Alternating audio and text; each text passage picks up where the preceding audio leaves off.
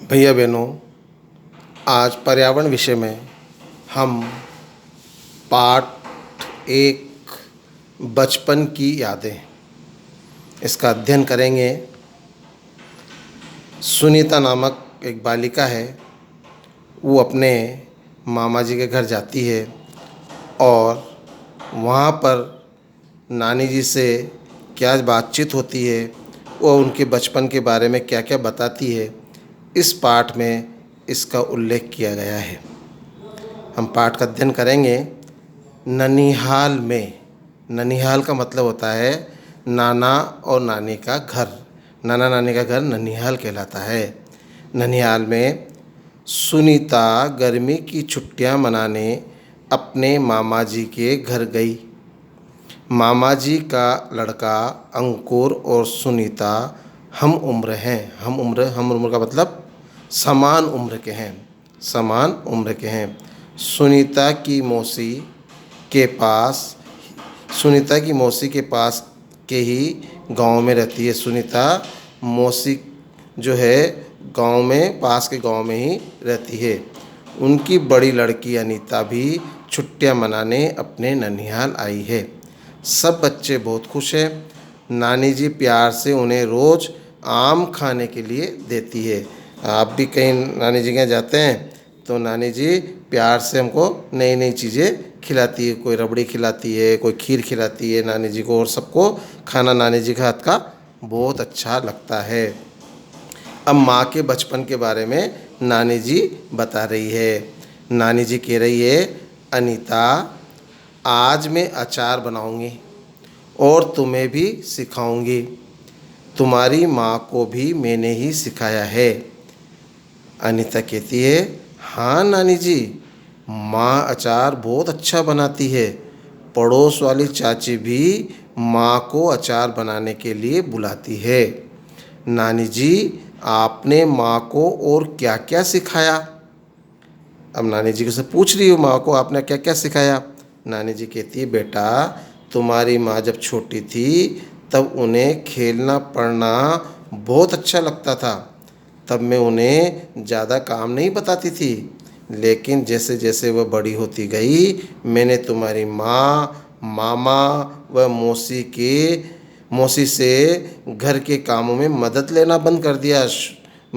मदद लेना शुरू कर दिया, बंद नहीं करा, शुरू कर दिया। वे मेरी मदद करते करते ही काम सीख गए।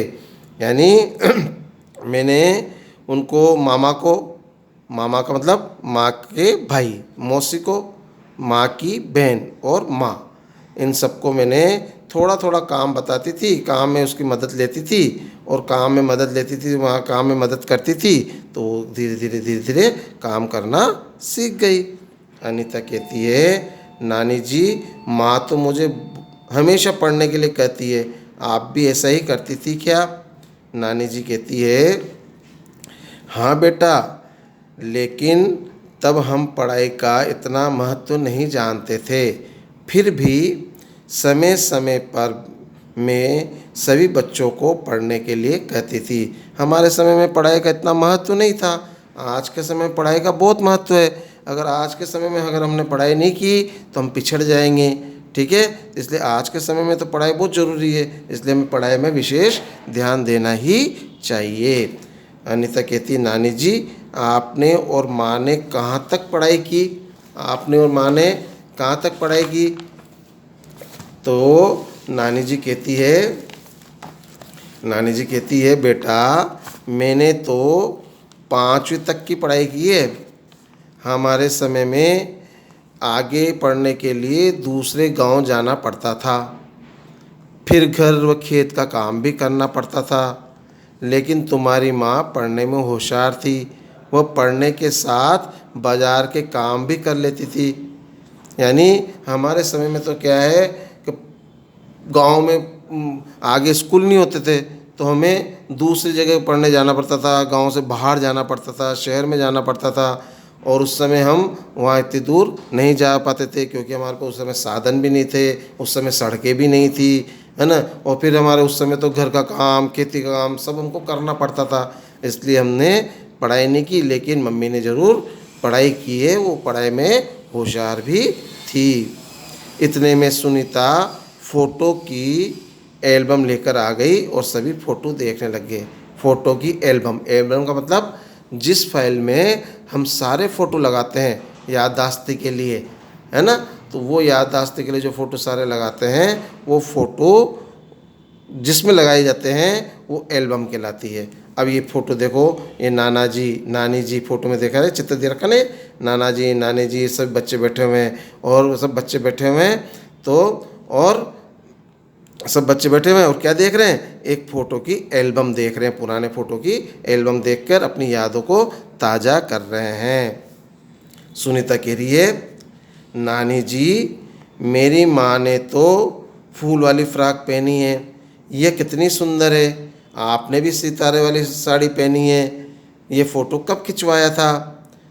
कल जब पिताजी और मौसी जी या मौसा जी जो आएंगे उन्हें भी मैं ये फ़ोटो बताऊंगी। नानी जी कहती, ये फ़ोटो तो तुम्हारे मामा जी की शादी का है, उस समय का फ़ोटो है तो।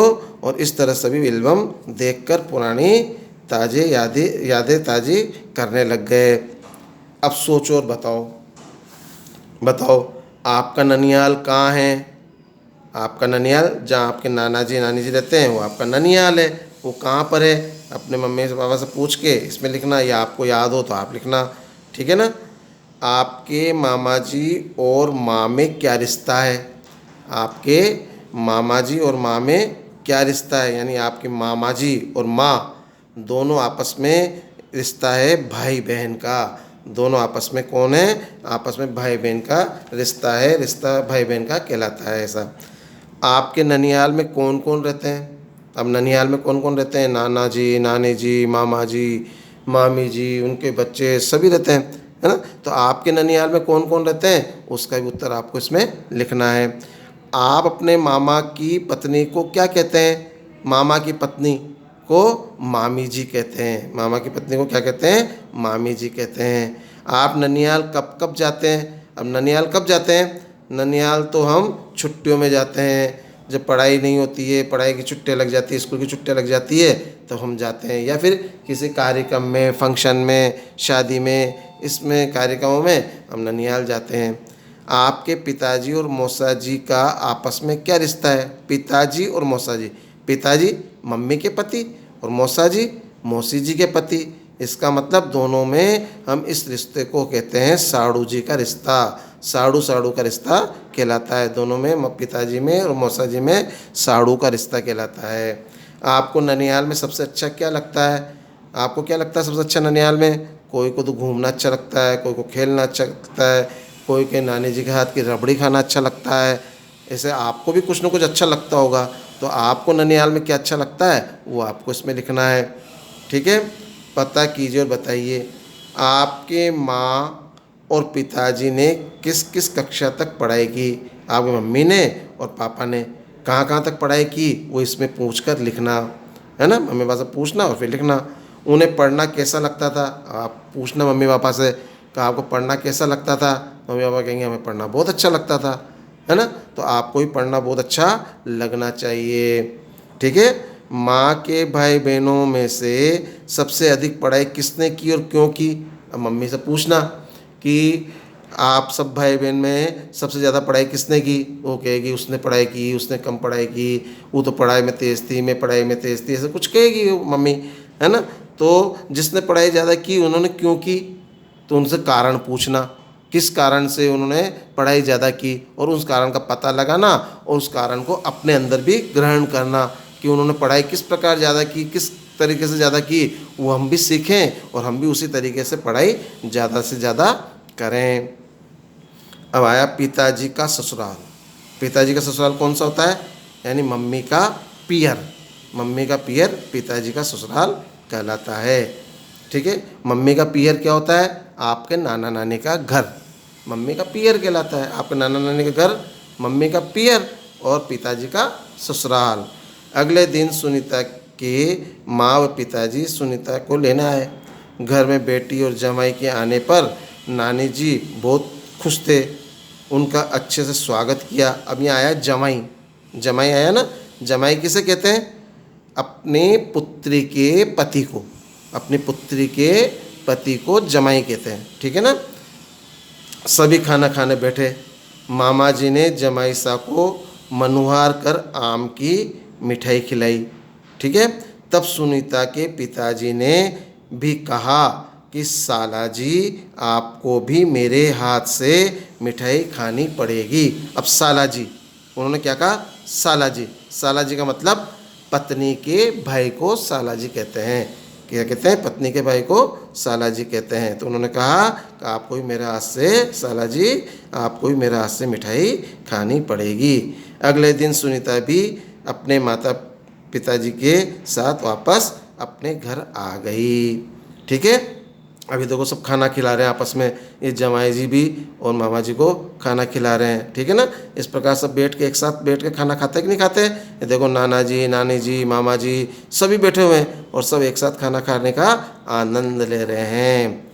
सोचिए और बताइए, आपकी माँ व पिताजी की ससुराल कहाँ कहाँ है। अब मम्मी पापा से पूछना, ठीक है ना। तो आपके मम्मी पापा से, आप मम्मी पापा से पूछोगे तो बताएंगे कि ससुराल कहाँ पर है, आपके उनका ससुराल कहाँ पे, वो मम्मी पापा आपको बताएंगे। आपके पिताजी को आपके मामा जी व मौसी जी क्या कहकर बुलाते हैं। पिताजी को मामा जी और मौसी जी क्या कहते हैं, वो पिताजी को जिया जी कहकर बुलाते हैं। क्या क्या कहते हैं, जिया जी कहकर बुलाते हैं। आपके माँ पिताजी अपने अपने सासू जी को क्या क्या कहकर पुकारते हैं। अब सासू जी मम्मी के बराबर होती है, माँ के बराबर होती है, इसलिए सासू जी को मम्मी जी कहकर या माता जी कहकर पुकारते हैं। आपके घर में मेहमान आने पर उनका स्वागत किस प्रकार किया जाता है। आपके घर अगर कोई मेहमान आए तो आप क्या करते हैं, हाथ जोड़कर उनको नमस्कार करते हैं, प्रणाम करते हैं, बैठने के लिए कहते हैं, उनको चाय पिलाते हैं, नाश्ता कराते हैं, पानी पिलाते हैं, है ना, उनका आदर सत्कार करते हैं। इस प्रकार उनका स्वागत हम करते हैं। पता कीजिए और लिखिए, आपके पिताजी के भाई व बहन को आप क्या क्या कहते हैं। पिताजी के भाई बहन, पिताजी के भाई को क्या कहते हो, पिताजी के भाई को चाचा जी भी कहते हैं और ताऊ जी भी कहते हैं, है ना। बड़े हैं, पिताजी से बड़े भाई हैं तो ताऊ जी कहते हैं, और पिताजी से छोटे भाई हैं तो फिर उनको चाचा जी कहते हैं, और पिताजी की बहन को हम बुआ जी कहते हैं। पिताजी की बहन को हम क्या कहते हैं, बुआ जी कहते हैं। आपके पिताजी के साला साली आपके क्या लगते हैं। अब पिताजी के साला साली, साला तो हमारे मामा जी लगते हैं और साली हमारी मौसी लगती है। आपके माँ व पिताजी जब छोटे थे तब वे घर में क्या क्या काम करते थे। अब अपने मम्मी पापा से पूछना, आप छोटे थे तब क्या क्या काम करते थे, तो वो आपको सब काम बताएंगे। आपके पिताजी को क्या क्या काम करने आते हैं, किन्हीं दो कामों के बारे में लिखिए और बताइए। और उन्होंने इसे कहाँ से सीखा, कैसे सीखा, ये भी बताइए। यानी आपके पिताजी से पूछना, आपको और को कौन कौन से अलग अलग काम आते हैं, तो काम बताओ कौन कौन से, कोई दो काम बताओ तो कौन दो काम आपको बताएंगे कि मेरे को ये वाला काम आता है या मेरे को ये वाला काम आता है। तो उनसे पूछना आपने कहाँ से सीखा, तो आपको बताएंगे कि मैंने इस प्रकार यहाँ से उसको सीखा। जहाँ से भी सीखा होगा आपके मम्मी पापा ने, वो आपको इसके बारे में बताएंगे, उसको आपको लिखना है। अब इस पाठ में हमने क्या पढ़ा, पाठ में हमने पढ़ा ननिहाल के रिश्तों, नाना जी, नानी जी, मामा जी आदि को समझा। ननिहाल के जितने भी रिश्ते होते हैं उन सबको हमने इस पाठ में समझा। माँ के बचपन को जाना, और हमें घर में आए मेहमान, हमें घर आए मेहमानों का आदर सत्कार करना चाहिए, ये भी हमने इस पाठ में सीखा। तो इस पाठ में हमने जो सीखा है, जो पाठ में प्रश्न उत्तर आए हैं, मैंने आपको सबके उत्तर भी बताए हैं। अब इन प्रश्नों के उत्तर को आप अपनी मर्जी से कॉपी में लिखना। एक बार पूरा पाठ पढ़ना दोबारा, और पाठ पढ़ने के बाद इसमें जो प्रश्नों के उत्तर आए वो आप कॉपी में लिखना, और जो मम्मी पापा से पूछने वाले प्रश्न हैं उन मम्मी पापा से पूछ के लिखना। ठीक है भैया बहन, धन्यवाद।